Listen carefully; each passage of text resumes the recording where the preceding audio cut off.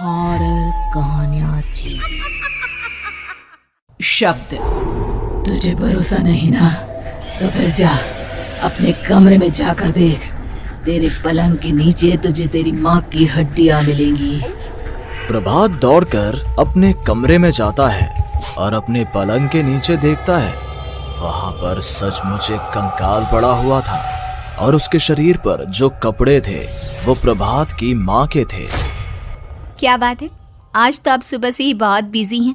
ऐसा क्या लिख रहे हैं? बस एक फैमिली की कहानी लिख रहा था। जैसे हमारी फैमिली है ना, तुम, माँ और मैं, लेकिन थोड़े अलग तरीके से, क्योंकि ये कहानी हॉरर है और इसमें जो आदमी है ना, मैंने उसकी बीवी को मार दिया है। मतलब कहानी में ऐसा लिखा है। और जानती हो, उसके बाद जो बीवी है ना, वो एक बुरी आत्मा बन जाती है। क्या बेटा, इस तरह की डरावनी कहानियां क्यों लिखता है तू? जानता है ना, हम जो सोचते हैं, जो लिखते हैं, हमारा दिमाग पूरा दिन वैसा ही होता रहता है।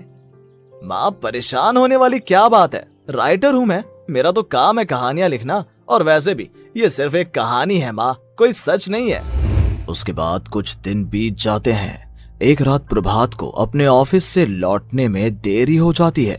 रात के लगभग 12 बजे हुए थे। प्रभात जैसे ही अपने घर पहुंचता है, उसने देखा कि उसकी पत्नी दुर्गा डाइनिंग टेबल पर उसका इंतजार कर रही है। आ गए आप? कब से आपका इंतजार कर रही थी। देखिए ना, खाना भी ठंडा हो गया है। अरे दुर्गा, आज तुमने अपने इतने लंबे लंबे बालों को खोलकर क्यों रखा है? तुम तो हमेशा अपने बाल बांध कर रखती हो। वो क्या है ना प्रभात, जब इंसान अपनी जिंदगी से मुक्त हो जाता है ना, तो उसे दूसरे सारे बंधन खोल देने चाहिए। इसलिए मैंने अपने बालों के बंधन भी खोल दिए। ये तुम किस तरह की बातें कर रही हो? तुम ठीक तो हो? मैं बिल्कुल ठीक हूँ प्रभात। अच्छा चलो खाना खाओ। वो क्या है ना दुर्गा, मुझे भूख नहीं है। ऑफिस में कुछ खा लिया था। कोई बात नहीं, मैं तुम्हारे लिए एप्पल काट देती हूँ, एप्पल खा लो।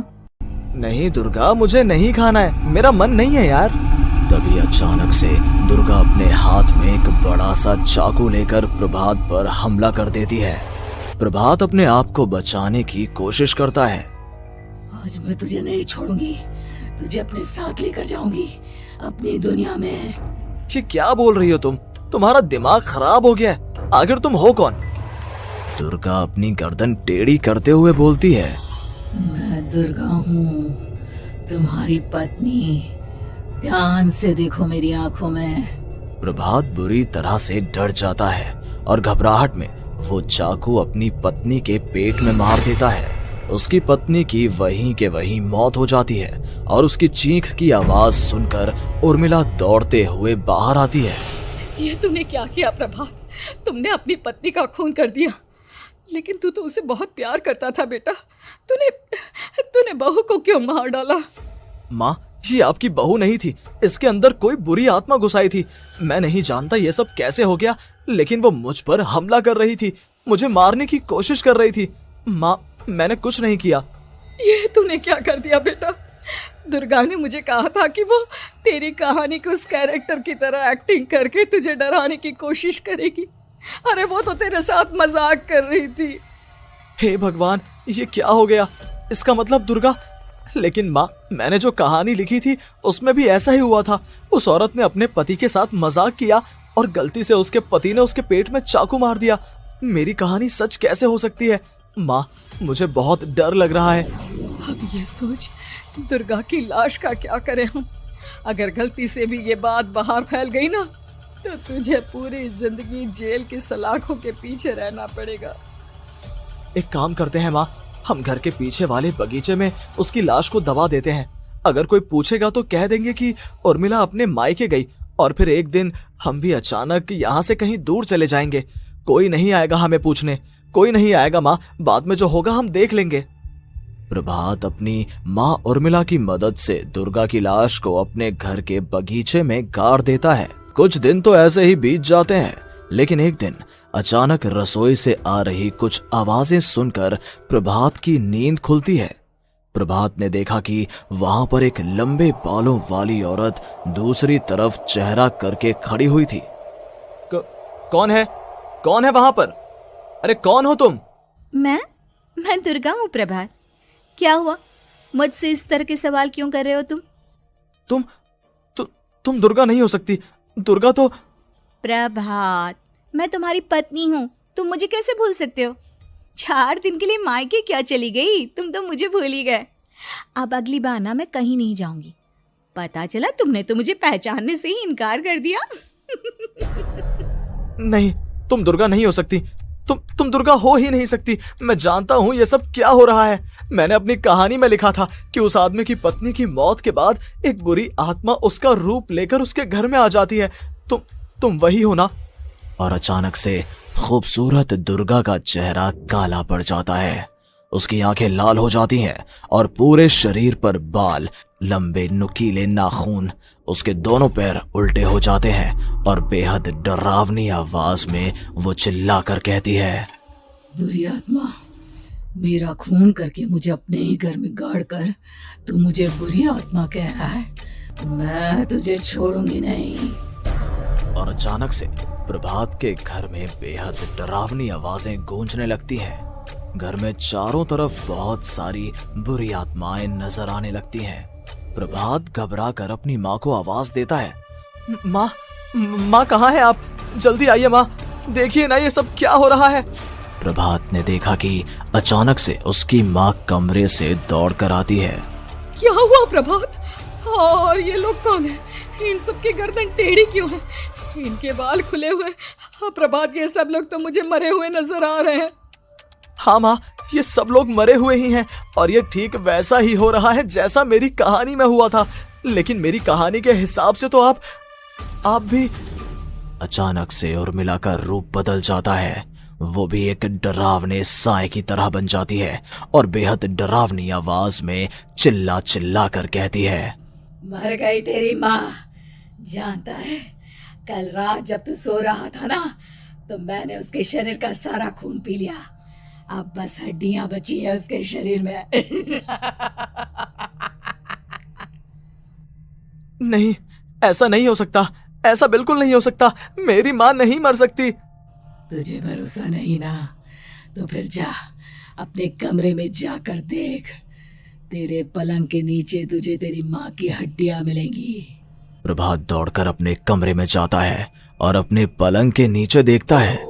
वहां पर सचमुच एक कंकाल पड़ा हुआ था और उसके शरीर पर जो कपड़े थे वो प्रभात की माँ के थे। माँ, अब मुझे कुछ करना पड़ेगा। लेकिन मेरी कहानी में लिखा था कि माँ की मौत मेरे हाथों से होगी, पर माँ तो पहले ही मर चुकी है और वो बुरी आत्मा मुझे भी मार देगी। नहीं नहीं, इससे पहले कि वो मुझे कुछ करे, मुझे उसका काम खत्म करना होगा। प्रभात अपने हाथ में बड़ा सा चाकू लेकर उस बुरी आत्मा पर हमला कर देता है जिसने प्रभात की माँ का रूप लिया हुआ था, और अगले ही पल वो नीचे गिर जाती है और उसके शरीर से खून बहने लगता है। ऐसा नहीं हो सकता। एक बुरी आत्मा के शरीर में तो खून होता ही नहीं है। तो क्या सच में मैंने अपनी माँ को मार दिया? लेकिन अभी कुछ देर पहले तो फिर वो कंकाल किसका है? और ये कौन है? मैं पागल हो जाऊंगा। और अपनी माँ की लाश, इसका मैं क्या करूं? लोग पूछेंगे तो मैं क्या जवाब दूंगा?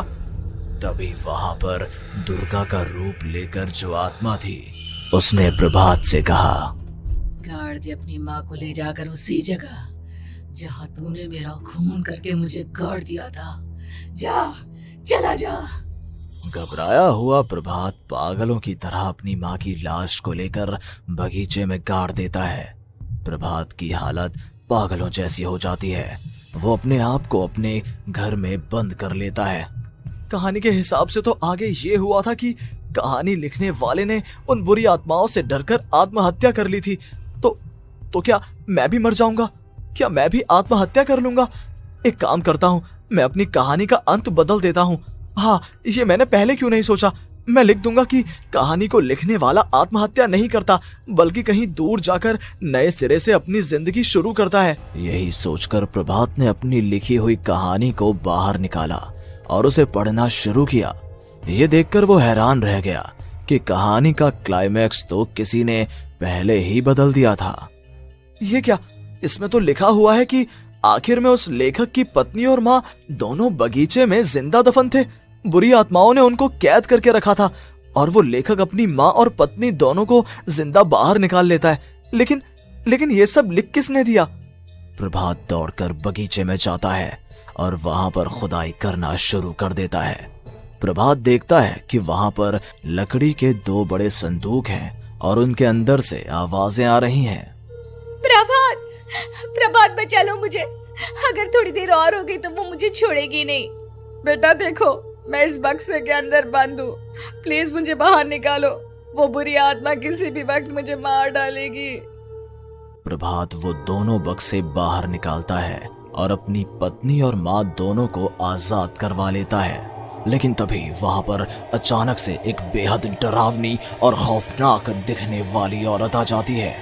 तुझे क्या लगा था इतनी आसानी से अपनी पत्नी और माँ को बचा लेगा? बस 5 मिनट और उसके बाद अमावस का चांद आसमान में आने ही वाला है। लेकिन तूने इन दोनों को बाहर निकाल लिया, अब तुझे मरना होगा।